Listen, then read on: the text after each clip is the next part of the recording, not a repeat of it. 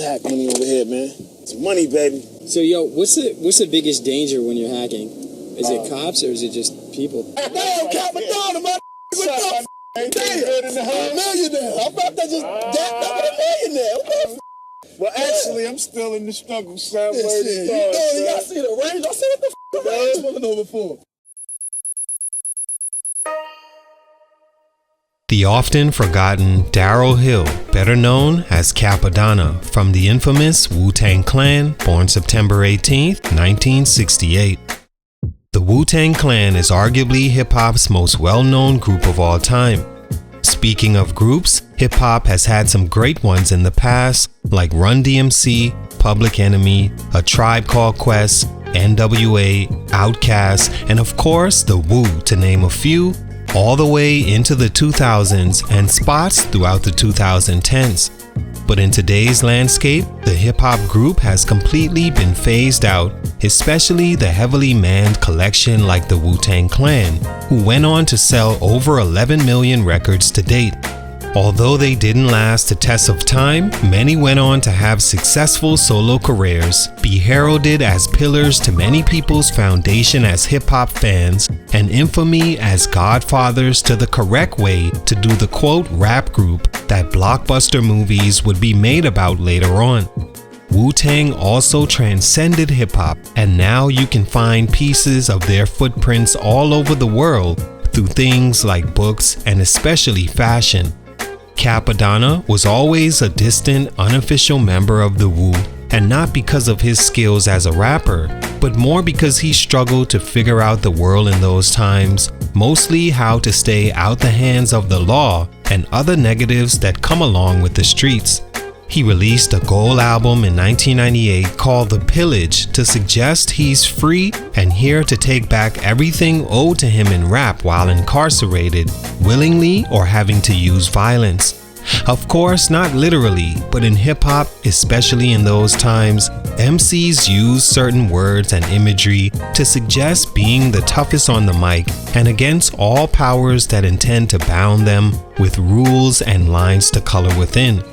U-God, also of Wu-Tang, credits him being in the group to CAPPADONNA, inviting him to meet the RZA and other members. Cap himself, as we'll refer to from here on out, is mostly noted for loose verses he guest appears on, like Raekwon's 1995 single Ice Cream, Wu-Tang's 1997 single Triumph, and appearances on the group's W album as an official member. While he did pen highly regarded verses, Cap's life has been almost a contrast to most of the group. Things like he was homeless for about 8 months, some say by choice, and others because he was kicked out of his house by his wife, who also happened to be his manager. He claims it was to cleanse his life of the love for worldly things, mainly by people around him. In this time, he also drove an illegal $10 cab in Baltimore that he says made him one with the people. He was talented, had opportunity, and a gold album to kickstart his career, but never grew into the artist his potential wanted him to, and became the forgotten member of the Wu as time went on. What happened? Let's talk about it. It's your boy JC Stunted Growth Music. Let's get it, man. Take a minute to like, subscribe, and comment on who I should do next. CAPPADONNA was a rapper born in Brooklyn and raised in Staten Island, New York, whose brother gave him the name Kappa Slapper, which he changed to CAPPADON, then added the "na" at the end to be different. He came up distantly knowing all the members of the Wu before the fame and being close friends with U-God in particular. He began writing rhymes at 15, but didn't take it as serious as his future group mates because being in the streets was more about survival for him instead of how well he rapped. And because he always had a taste for fashion and wearing different clothes from his peers, even if they were more expensive. He'd wear slacks and khakis with button-up shirts and carried a briefcase to school because he said he was too fly to wear regular clothes and a book bag. In the meantime, Wu-Tang is beginning to make noise in the streets, and Cap was this close to being along for the ride. Stunt number 1, going to prison. In the late 80s, Wu Tang was still figuring out how they were each going to support their dreams and their families at the same time. Entering manhood in a time becoming a rapper wasn't the trendy thing to do like it is now. Members like U-God and CAPPADONNA turned to the only way they knew, hustling. Not majorly, but enough to get them by and purchase a few new things here and there. CAPPADONNA even goes as far as to say that selling crack was a way of life in those days for young boys in his neighborhood. Sometimes without doing that, you wouldn't eat, so crack it was for a time until he went to prison over it and was replaced in the Wu Tang by Method Man. Of course, in the early and throughout the 90s, Wu Tang blew up and anything they touched for a while did numbers as fans consistently wanted any piece of the group they could get their hands on. If you were a Wu member and put out an album from 94 to 1999, you were guaranteed to be a success.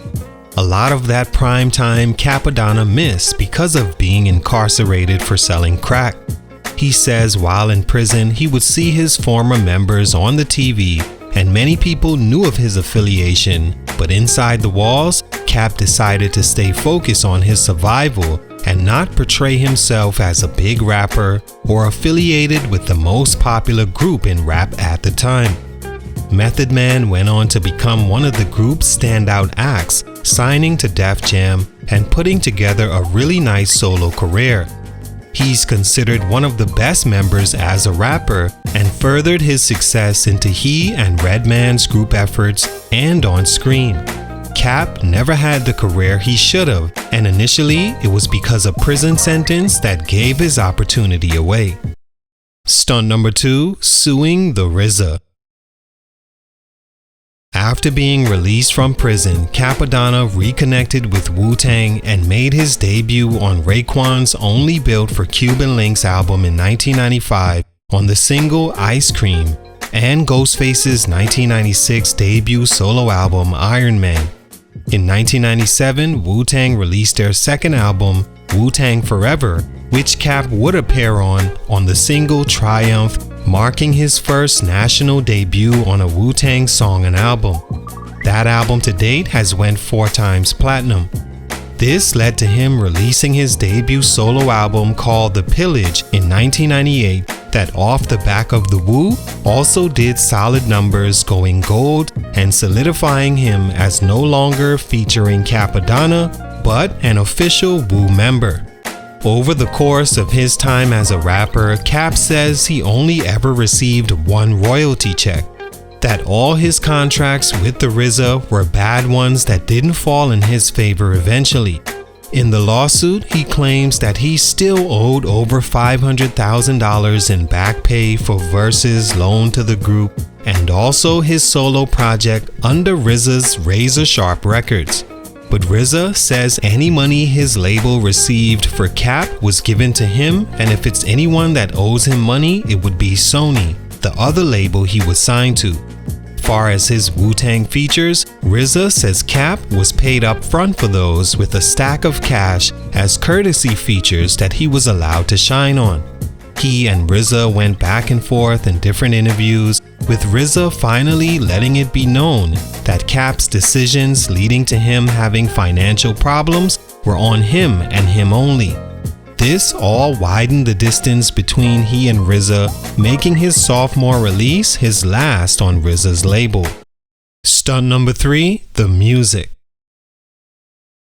In the end, I agree that only he's to blame for later becoming homeless and driving an illegal taxi cab around Baltimore for $10 road trip to certain places, having all walks of life from females hitting on him to kids trying to jump out without paying, and even crackheads getting a ride to houses, stealing TVs and other items, then taken to pawn shops to fence so that Cap could get paid, was far from blame or the life a member of the biggest hip-hop group was expected to have.